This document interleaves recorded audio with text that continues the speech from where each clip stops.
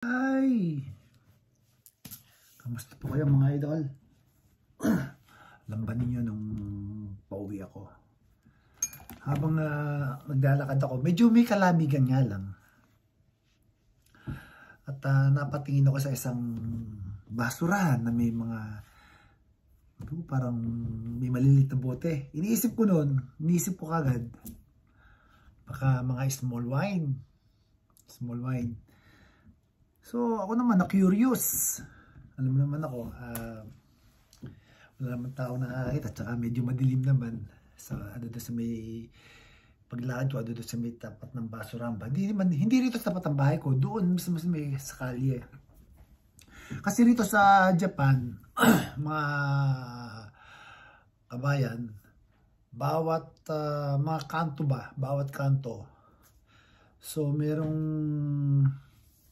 ilang bahay ang pwede magtapon doon. Yung sa nakakasakop sa bawat sa kanto na yon. Ilang bahay lang pwede magtapon doon.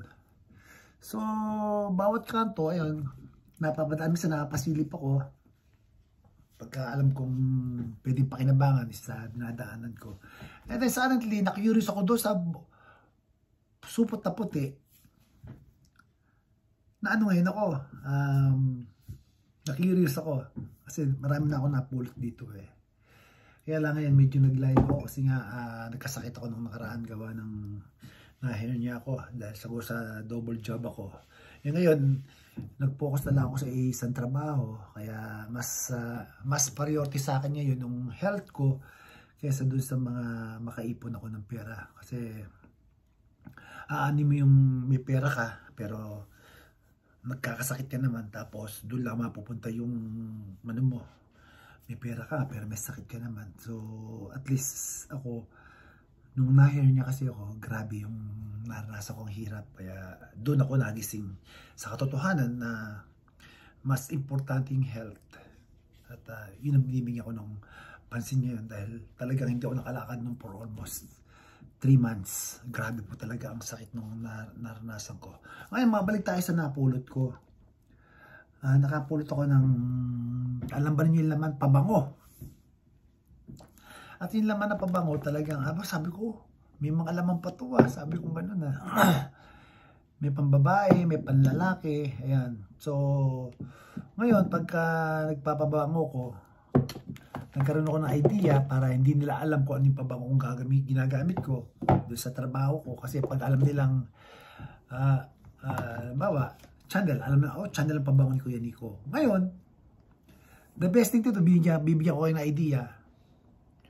Yung mga pabangoy na yun, di ba, isa pack, okay na, sapat na. Ngayon, ginagawa ko, spray na spray sa kabila, spray dito, iba't ibang pabango. So, ngayon, yung mga nakakaamoy sa'yo,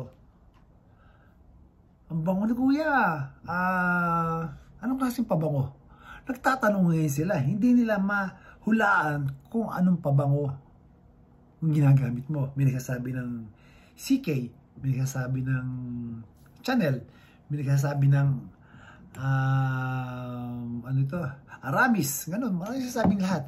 Pero at the end, pagka itototal mo yung amoy nila, yung sasabihin nila amoy, hindi nila masabi. Kaya yun ang naging idea ko. Di ba, iba nag-i-spray tayo, halimbawa ito, pak, ganyan. Ngayon, naisipan ko, isang side to.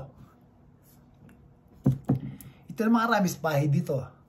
Ito naman isa, pak, spray dito, pak, ayan, ganyan. Ngayon, nag-iisip sila, Kuya, saan mo nabili pa bango? Wala, sabi ko, pulot lang yan. Ano, tatak? Sabi ko, hindi ko alam.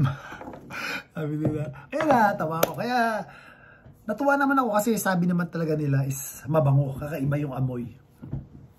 Kaya naman ako, nagkaroon ako ng idea na ganoon. Dito kasi sa Japan, ang mga Hapon kasi, mahilig magtapon ng mga gamit yan. Kung ayaw na nila, madali sila magsawa, mga ganyan. Minsan nakakapulot ka ng minsan isang pirasong singsing, isang pirasong hikaw na pure gold. Ayan. Ayan, walang masama dun sa sa maghalungkat ka ng basura. Basta make sure lang na hindi mo isasabog. Ayan, pag binuklat mo siyang ganyan, Hindi mo na orsadan, pwede mo sa ibalik uli, pak, balik uli. Ganyan lang naman dito sa ano eh. Masama lang, sisirain mo yung plastic, pak, isasabog mo. Hindi, tama yun, bawal yun. Doon ka masisita. Kaya sa ating mga kababayan, dito po, marami na akong pabango na ipon doon. Puro pulot lang yung mga pabango kong ginagamit. May mga Hermes at legit talaga siya pabango. Kaya sa ating mga kababayan na huwag kayong mahiyang mamulot. Basta yung alam niyo na pwedeng pakinabangan, kunin niyo, walang masama doon. Yung mga kawali ko nga, puro pulot lang yan. Wala akong biniling kawali dito. Pero puro okay pa siya. Pati yung rice cooker ko, yung Renji, yung microwave, ayan. Yung TV. Yung nabili ko lang dito sa bahay ko is sopa. Yung kama, ayan, binili ko. Kasi gusto ko bago yung kama ko, tsaka yung sopa ko. Yung table ko, bago yan. Pero yung the rest na maliliit na bagay na pwede kong mapulot, yun. Basura ng Japan. Yan lang po, nagbigay lang po ako ng idea. Huwag po tayong mahiya kung alam natin mga pakinabangan, why not? Yung importante, hindi natin ninanakaw yan. Sa basura po yan. Okay lang po yan. Basta huwag nyo sasabog. O paano? Sana po kahit paano nakapag-share ako sa inyo. And shout out po sa lahat ng ating mga kababayan. Sa lahat po ng mga OFW. Sa amang panig ng mundo. Ito po ang inyong Kuya Nico. At sana po maging pakumbaba tayo. Pag alam mo na sa katwiran ka, paglaban mo. At alam mong dapat ilaban, go ka lang. Pero kung dapat mong bitawan mo. Yan po yung masasabi ko. Ito po muli ang inyong Kuya Nico mula sa Saitama, Japan. Arat na! Thank you so much. Bye-bye!